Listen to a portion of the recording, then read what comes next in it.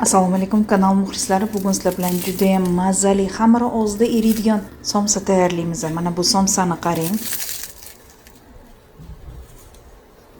Buni qarsillashini eshityapsizlarmi ovozini? Xamirlari sal uvalanib ketadi.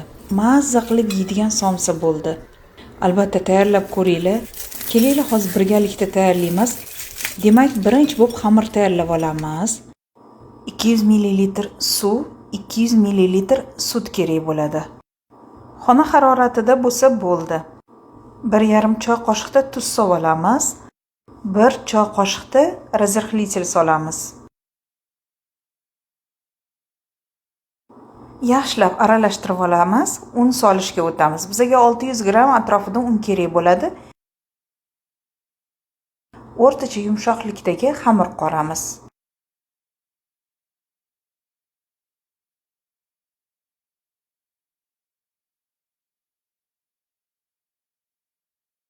Xamirimiz katta zuvala bo'ladi. Yaxshilab mushlab ishlov berib olamiz. Mana hozir stol ustiga olib, un sepib ishlov berib olamiz va zuvalamizni 4 bo'lakka bo'lib olamiz.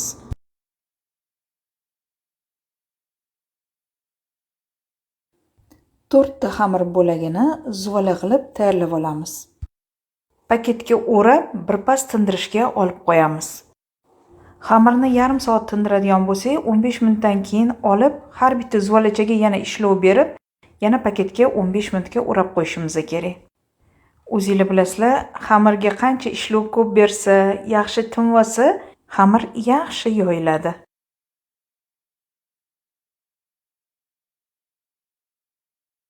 Tingan zuvalachalarni olamiz. Mana birinchi ikkita xamirni biz yoyib, yog'lab olishimiz kerak, keyin ikkitasini bajaramiz. Demak, birinchi zuvalani yoyib olamiz, unlab turib, qo'limizda ochib olamiz va o'qlov yordamida yaxshilab yoyib olamiz. Qo'limizda ochayotganimizda chiroyli dumaloq qilib ochsak, chiroyli dumaloq bo'lib yoyiladi. Men doim xamir yoyganda aytib o'taman, boshida un ko'p sepaman, keyin sepmayman. Bundan tashqari bizga eritilgan sariyog kerak bo'ladi. Esingizda bo'lsa, kuz faslida men qovoq somsa tayyorlab ko'rsatganman, xuddi shu usulda. Ana shunda 250 gram sariyog eritganimda taqataq yetib bergandi. Bu gal 270 gram sariyog eritdim. Mana 125 ml yarim stakan bo'ladi. Yog' quyamiz. Ro'zg'orda ovqatga ishlatadigan yog'inglardan quyasizlar. Sariyog 82,5% ishlataman doim. Yaxshilab aralashtirib olib, mana xamirni ustidan quyamiz va yaxshilab surib chiqamiz. Yog' to'g'risida juda ham kommentariyada ko'p yozishadi, qanaqa yog' ishlatdingiz deb. O'shaning uchun batafsil tushuntirib o'tdim. Demak, ekranda ko'rib turibsizlar, konvert shaklida xamirni taxlashni boshlaymiz. Har taxlaganimizda yog'lab olamiz. Taxlanish jarayonini ekranda diqqat qilib ko'rib olinglar. Taxlab, yog'lab, to'rtburchak qilib, konvert qilib yig'ib olamiz.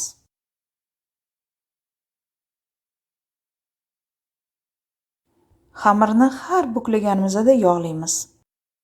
Bu birinchi zuvalamiz. Birinchi zuvalamizni hozir birpas tindirib qo'yamiz. Bu paytda biz ikkinchi zuvalani yoyib olamiz.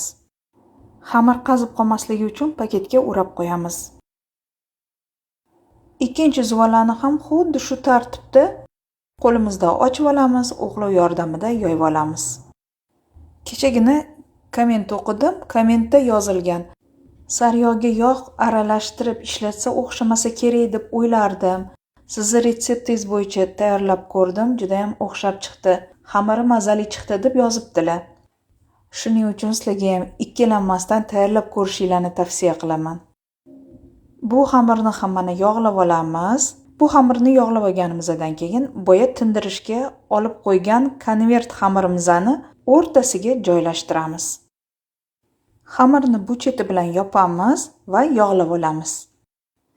Xuddi boyagi jarayon takrorlanadi. Xamirni buklagan sarimiz o'sha unli tomonini albatta yog'lab taxlashimiz kerak.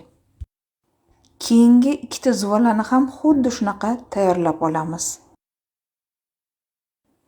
Hamma zuvalalarni tayyorlab olganimizdan keyin bizda ikkita konvert xamiri bo'ladi. Ikkalasi tayyor bo'lgandan keyin morozilnikka 15 minutga jo'natamiz. Xolodilnikka emas, muzxonasiga 15 minutga qo'yib olamiz. 15 minutdan oshib ketmasin. Faqat 10 minut qo'ysanglar qo'yinglar, lekin 15 minutdan oshmasin. Xamirimiz tayyor bo'lib qoldi. Paketga o'rab tindiramiz, keyingilarini tayyorlab olamiz. Ikkalasini tayyorlab olganimizdan keyin, ikkita konvert tayyor bo'lgandan keyin morozinlikka jo'natamiz. Somsani ichiga solinadigan go'sht, charv yog', piyoz, kartoshka, ismaloq hammasini mana mayda to'g'rab tayyorlab qo'yganman. Tuz sepib olamiz. Zira bilan kashnich urug'ini qovonchada maydalab solamiz. Maydalangan qora murch sepamiz va 2-3 osh qoshiq miqdorida yog' quyib olamiz. Piyoz bilan murchni yaxshilab ezg'ilab olib, keyin qolgan masalliqlar bilan aralashtiramiz.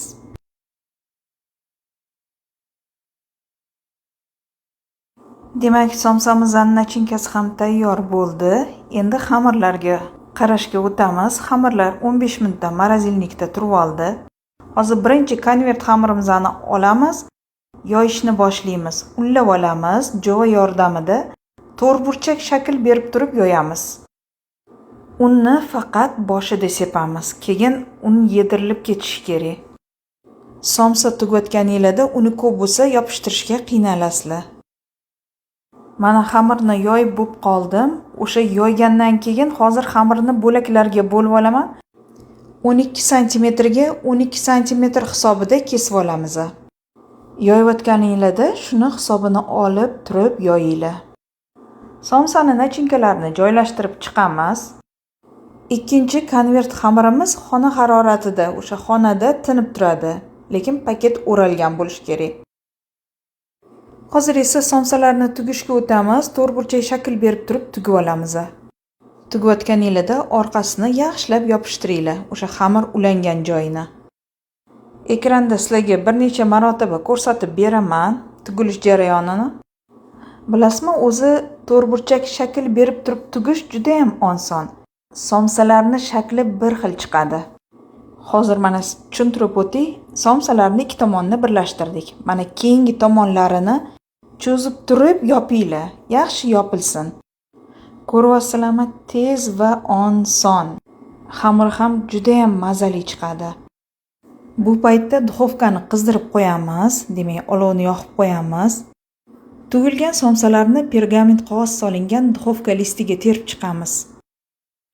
Somsalarni ustiga surish uchun har doimgidek bitta tuxumni sarig'i, unga ozgina sut qo'shamiz, aralashtiramiz, ustidan yaxshilab surib chiqamiz.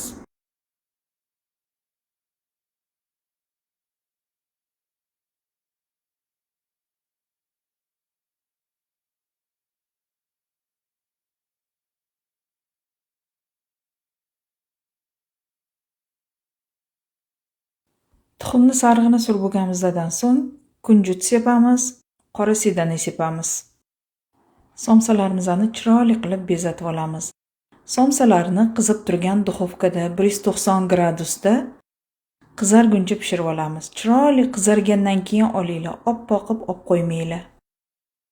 Birinchi listimiz katta duxovkaga, mana bunisi ikkinchisi.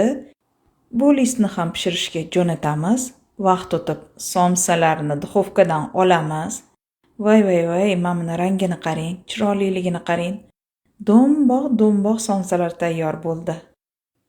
Bu somsalarni qarsillashini aytmaysizmi, ovozini aytmaysizmi? Qo'lingizga olgandayoq ovozi eshitilib turibdi. Hamma somsani tegi toza, chiroyli chiqqan. Pishirgan somsalarimni sizlarga reklama qilib bo'ldim. Endi hozir ushatib ko'rsatib beraman.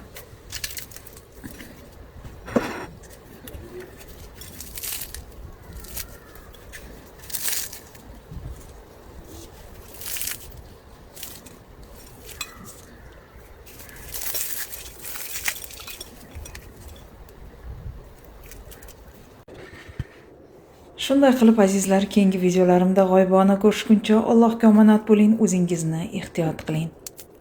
Yaqinlaringizga albatta iftorlikka tayyorlab bering.